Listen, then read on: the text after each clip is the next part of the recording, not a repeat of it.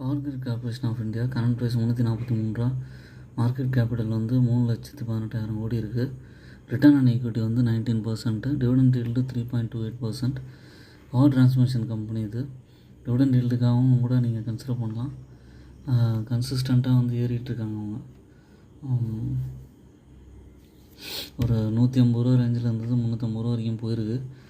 Long டேர்முக்கு hold பண்ணக்கூடிய stock இது.